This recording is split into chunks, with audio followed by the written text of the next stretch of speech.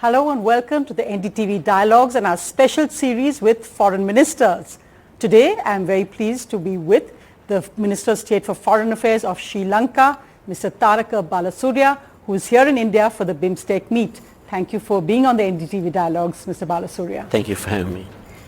It's been a very interesting meeting of BIMSTEC. We heard the foreign minister speak about the time for expansion, growth for the future. The Prime Minister, also meeting with foreign ministers, had interesting points to make on greater connectivity and coming together. What was the big message for you, and why do you think this is so significant? Well, the retreat itself was very informal. It wasn't a retreat where we read our notes, where we referred to the paper. It was a free flow of ideas, and then also a presentation by the Secretary East on the previous retreat, and then we were able to expand on that. So there were different topics which were discussed, and new ideas were mooted. And most of the ideas we were agreeable for all the foreign ministers. So I think it was a very good retreat. It was good to openly and frankly and candidly express your ideas.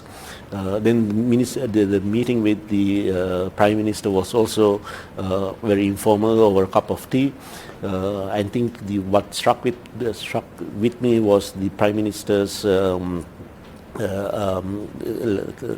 Minister making the point that if you look at South Asia and if you look at the EU, for example, whereas the EU has succeeded and whereas the South Asia has not succeeded in that context is mainly because of connectivity.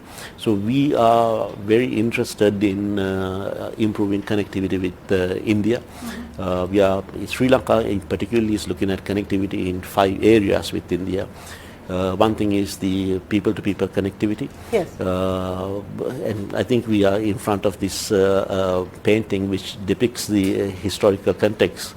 This sapling of the bow tree in Anuradhapura, which was taken from Buddha Gaya to Sri Lanka. So we have a great people-to-people connectivity, but we are also looking at connectivity in terms of sea connectivity and then air connectivity and also grid connectivity. So all these areas Sri Lanka is aggressively looking at it, and I think from India's perspective, India is also looking at not just connectivity with Sri Lanka but also with South Asia, rest of the South Asian countries, and also Southeast Asian countries. Of course. And in fact, the fact that the foreign minister's first visit after the new government was re-elected was to Sri Lanka, you talked about greater connectivity. So there's been the Maritime Research Center which was inaugurated there, and a bridge being built between India and Sri Lanka. How important do you think that greater connectivity will be for India and Sri Lanka, also from a strategic point of view? From Sri Lanka's perspective, I think it will be a game changer.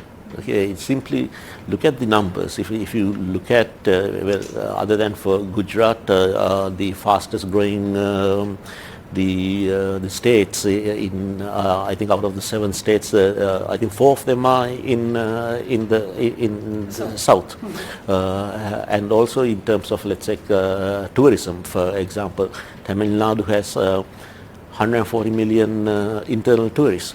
Rameshwaram, which is the closest point to Sri Lanka, has 10 million tourists.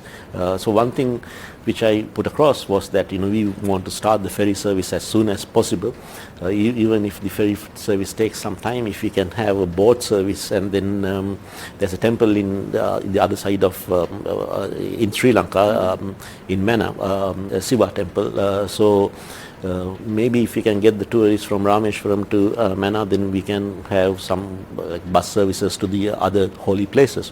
So we are very interested in capitalizing on India's growth. How will you address China, in a sense, as the elephant in the room in the India-Sri Lanka relationship?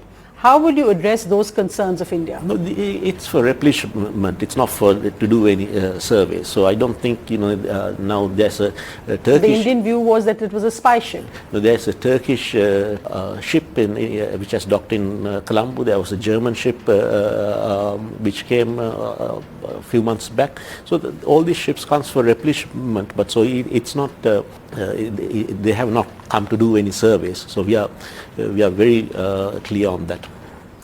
So when you made that for India, you think there are no security concerns over the China relationship with Sri Lanka or China's use of Sri Lanka in any ways of port docking or any other way? No, I'm sure India will have security concerns. It's natural when you are becoming a bigger and bigger power, more important player in the world politics to have concerns. But from Sri Lanka's perspective, we have given an assurance that we will ensure that no country uses Sri Lanka in any way to harm India's security concerns. Of course, that does not mean that we don't want to trade with China. India trades with China too. India's trade volume with China is so much more bigger than Sri Lanka's trade volume with China. So I think we need to have a distinction between what's harmful for India's security concerns and trade. And when it comes to trade, we are open to trade with everybody.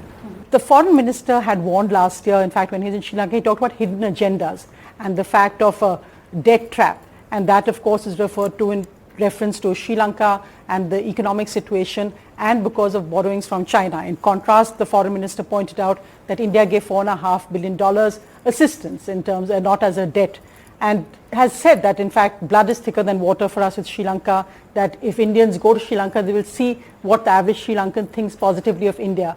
Do you see that contrast at all playing out, or do you see that perhaps there is a worry for countries like Sri Lanka over a debt trap with China? No, I'm not sure the particular statement Dr. Jaishankar made on a debt trap pertaining to China. He didn't use the word China, but he warned of dangers of debt traps and hidden agendas. Certainly. But you need to look at it from a perspective. Did China force us to take this money?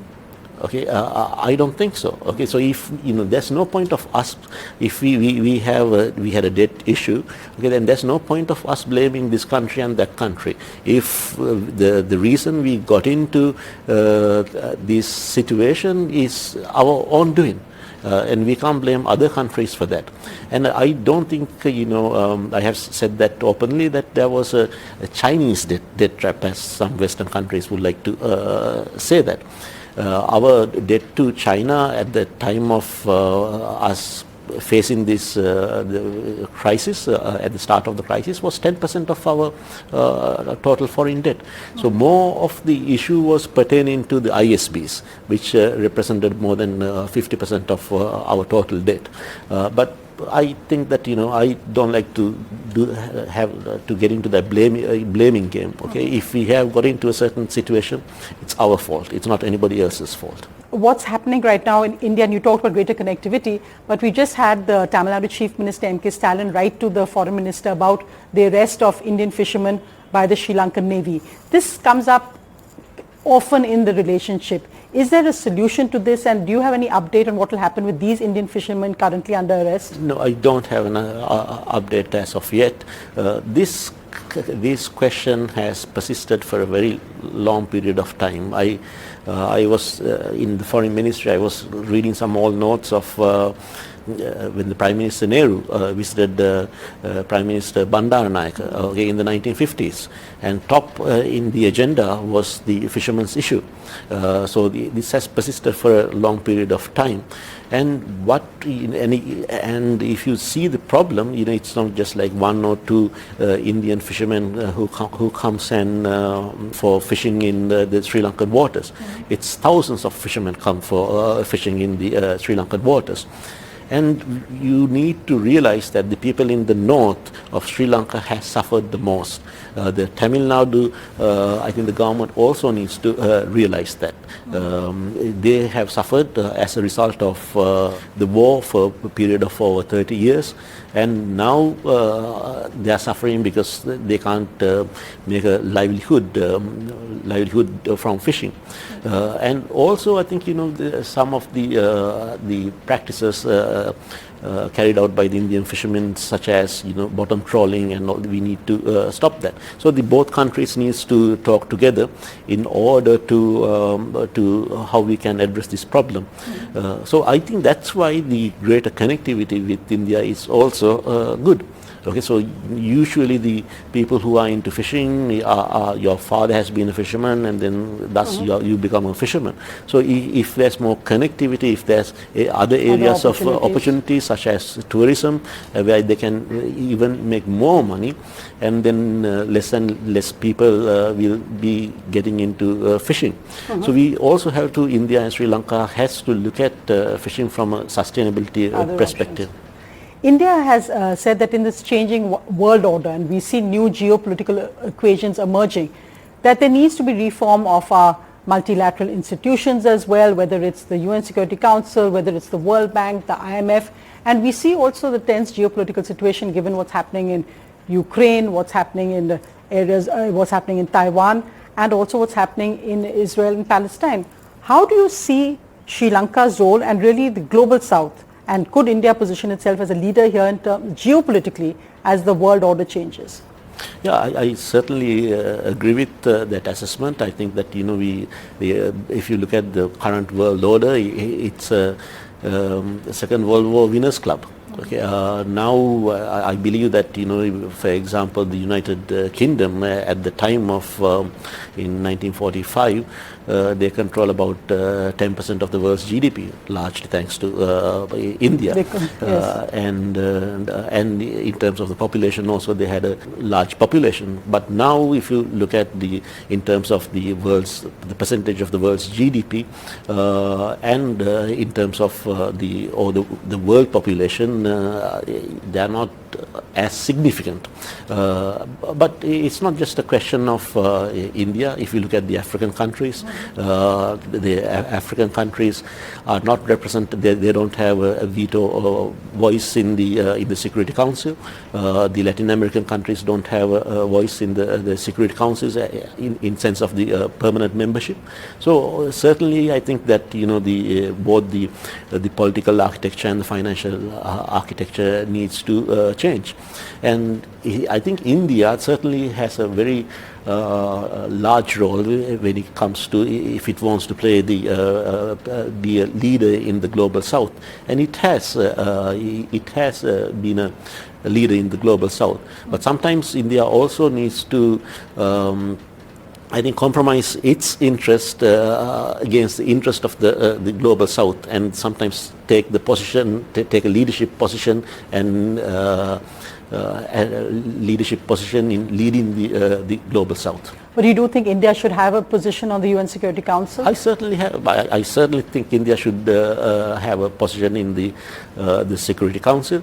But not only do I feel that India should have a seat in the Security Council, I also feel that an African country should have a seat in the Security Council. Latin American country needs to have a seat in the Security Council. But I don't think that it's a question of you giving a seat to India or to the African countries or to the Latin American countries, but we need to look at the overall structure, the architecture of the